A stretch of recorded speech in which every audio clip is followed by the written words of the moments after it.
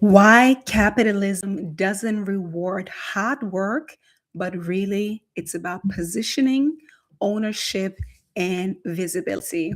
Hello and welcome back to Healing into Femininity. My name is Joanna Fatanji, and let's dive right in. So, today we are talking about how you, as a woman of color, can position yourself, own what it is that you already own and be visible with that. On this platform, it's all about becoming self mastered, being a woman of leadership, and creating a life of power, privilege, and leverage. So, what I mean with you don't have to work hard, okay? Especially as women of color, we are conditioned a certain kind of way. And I always like to start with the whole system that we are being born into, the system that we all collectively on this global planet are in, if we are aware of it or not, is capitalism, patriarchy, and racism. And especially depending on where you come from as a woman somewhere on this planet, depending on your upbringing or and your socioeconomical status and your level of education, all of that needs to be taken into account in order for us to assess how we can actually get ahead. Okay, so we really always want to see what we already cover, right? Getting along on the Maslow's pyramid of needs, right? Maslow's hierarchy of needs. So we always want to assess this whole framework that we live in, and then what is already your life standard? Are your physiological needs met? Are your safety needs met? Are your belonging needs met? And are your esteem needs being met? These are the four lower parts of the pyramid of needs by Maslow. So I believe that the woman that I'm talking to, you already have some kind of level of esteem, right? You have already created something for yourself where you feel like now it's time to self actualize, right? Your bills are paid, you have a home, you have some friends and family that you have relationships with. Maybe this could be better because one thing that I've realized is that many women who actually climb the ladder are struggling with real relationships, because this is also a big issue in the feminine community where women are against each other, competing for male attention, right? Competing for validation, seeing each other as a threat, as a competition. So that's why we don't really have a lot of people in our lives sometimes that can help us get to the next level. So that's the framework, and I will always start with that. But today we want to talk about the first thing, which is positioning. Okay, so if you are a businesswoman or you're in corporate, you want to create, and that's what we are talking about. You want to create a social image, a brand. You want to be perceived a kind of way. And that is where we start. And positioning is all about that. It's about curating your personal and public, especially public perception, the way people see you, how you lead, how you curate your personal image, and where you position yourself on the hierarchy of needs. And one thing that I've learned with my almost 15 years of experience in sales, from definitely different kinds of industries, from being self employed to working for an MLM to working in corporate sales to building my own coaching program to being what like I have opened a cafe with my mom. So I have different levels of sales experience, entrepreneurial experience, coaching experience, corporate experience. This all flows into my work here. So positioning is about deciding, taking control of where you stand or where you personally position yourself on the hierarchy of power and privilege. And that would definitely have to be at least on the level of esteem or self actualization, holding your power position. So you want to position yourself high up on the pyramid of power. That's how we are going to call it from now on. The pyramid of power, you want to position yourself on the esteem or higher up ranks where you are valuable, not just useful, but valuable. The title of this live today is What Capitalism Rewards. And capitalism doesn't reward hard work. But many times, again, depending on where you grew up, you were all about serving, over giving, being the nice girl, giving too much, being exploited, whether in personal relationships or in business relationships, because how you do one thing is how you do everything. So we want to get rid of all of this social conditioning of being the nice girl, because now we're here to play the power game. And this is where you want to assess again, what have you learned in your upbringing, in your social conditioning, in your cultural conditioning, how you have to move and behave as a woman. And one personal example I want to make as a brown woman in business and having been a personal strategist for women in business for over 10 years now, one thing that I have come across again and again, especially in the Black and Brown community, but definitely across cultures. I have worked with different kinds of women from all kinds of backgrounds: white, Asian, Muslim, Black, Brown, everything. And one thing that I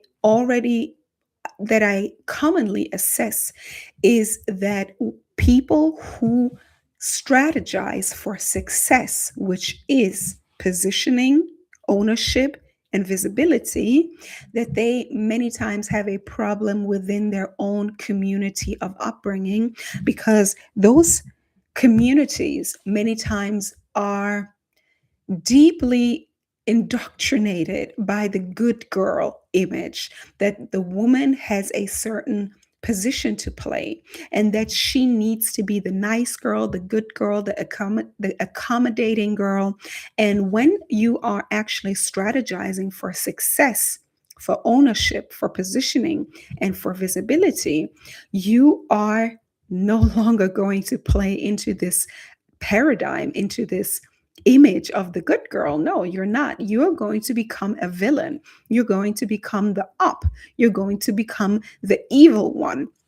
And you have to learn how to be comfortable with that. Because again, power and capitalism is about positioning yourself as superior, positioning yourself as highly esteemed, as highly competent, confident, and knowing your value and not being able to be exploited. The next step, because everything ties into each other, the next step is really ownership, right? Ownership is capitalistic advantage, because if you don't own anything, whether it is a piece of land, whether it is real estate, or starting by owning a stream of income that is not tied to your time, that could be your intellectual property, books, courses, programs, a social media platform that translates into income. This is real power, because I'm all about personal power for women here. And one thing that I'm so passionate about is to create money, to create ownership, and to create protection, because this is what it's ultimately about, right? We can talk about financial ownership, which is the most literal level that ownership is about. It's about equity, as I said, business shares, company ownership, intellectual property, courses, books, frameworks. Like that's what I'm very heavy on. Investments, stocks, ETFs, real estate, contracts, right? Revenue generating systems. This is also what we're building with a social media appearance and platform, a personal brand. Because in capitalism, ownership is about knowing that you have options, right? You want to have options.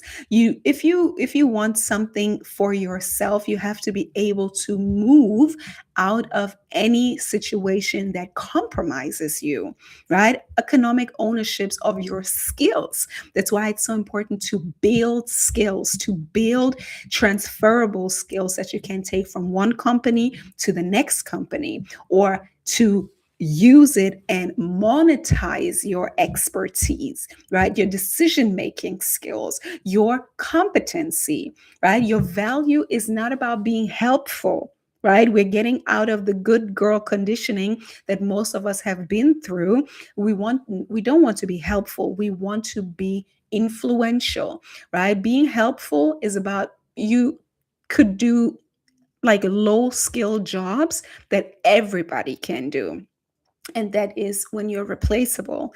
But if you create value, you control influence, revenue, or results. This is how to leverage your ownership. That is power.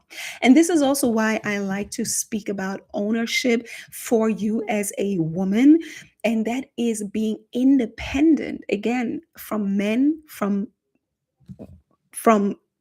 institutions, from employers, because you own your standards, you own your decisions, you don't outsource your self-worth. You know who you are, you know your skills, you know your value, and you are willing to trade.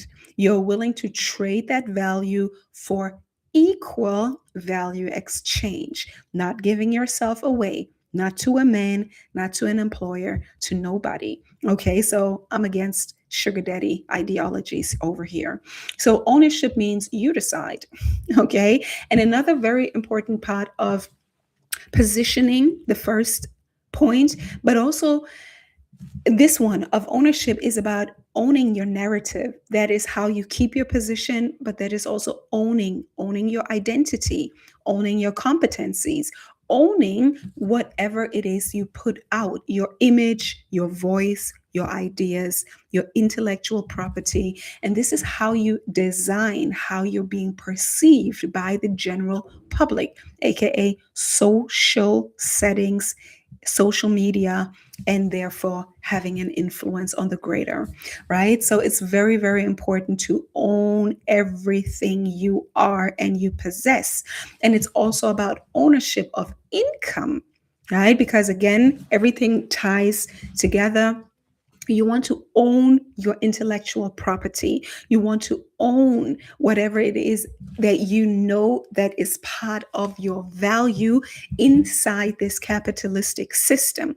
Because what people value is power and privilege, right? And people need to get ahead in the system constantly. So if you know that you can create results, you can effect change through your skills, through your knowledge, through your right application of your psychological skills, and also through your network, you own your income skills. That means you're not depending on only one partner, one employer, one platform, but you have different kind of options.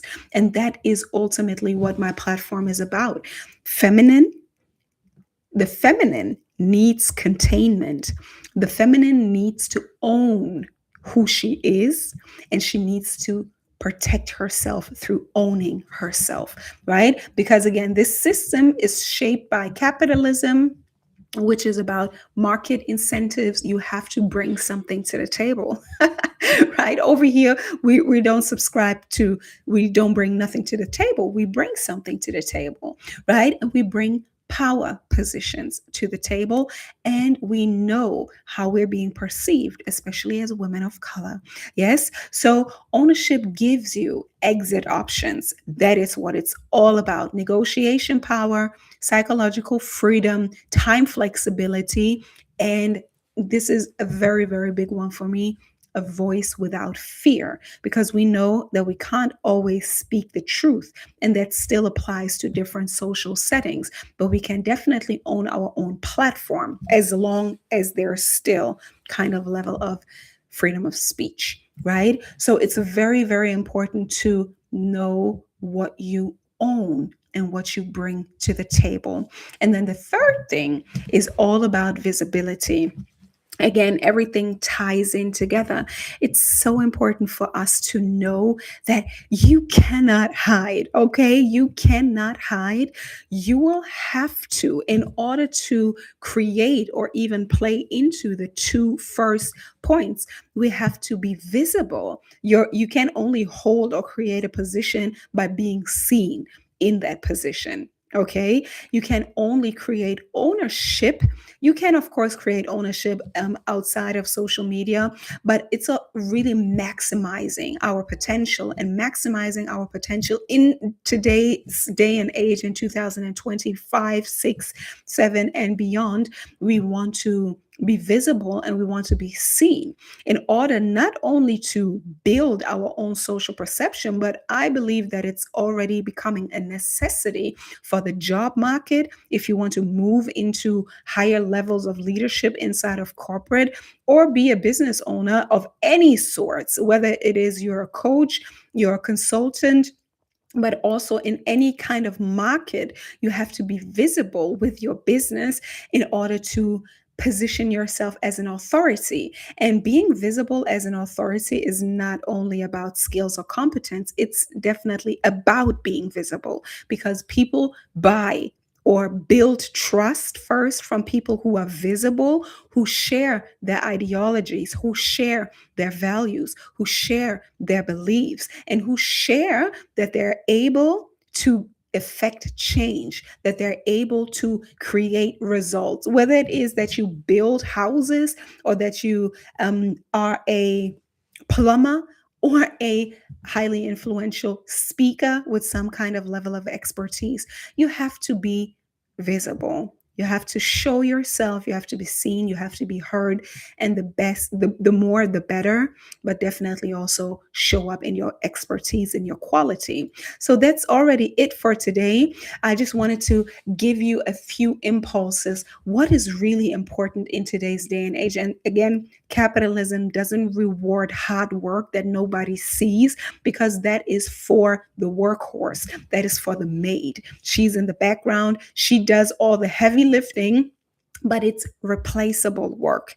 You want to do something that only you can do with your personality, your personal life experience, your skills. And the more skills you have that are actually valuable to the market, and again, capitalism rewards power and privilege. And the more you can bring to the table to help other people get to their next level, the more money you will make. So that's it for today. If you are a change maker, you are in corporate, you are going for the next leadership position, you are in business, you want to be seen, heard, appreciated, and paid for your services, and you need some support in that, become part of our community, the school community, where we work on that with a like-minded group of individuals who are all about their life. And if you really want to work with me one-on-one, application is open. You have to fill out the form so I can see when is the next time the cohort opens for the Dream Builder program, for the Life Mastery program. So I'm looking forward to see you inside the community, inside the work that it takes in order to really get ahead in this life. And I'm looking forward to see you in the next video, in the next live. Until then, bye-bye.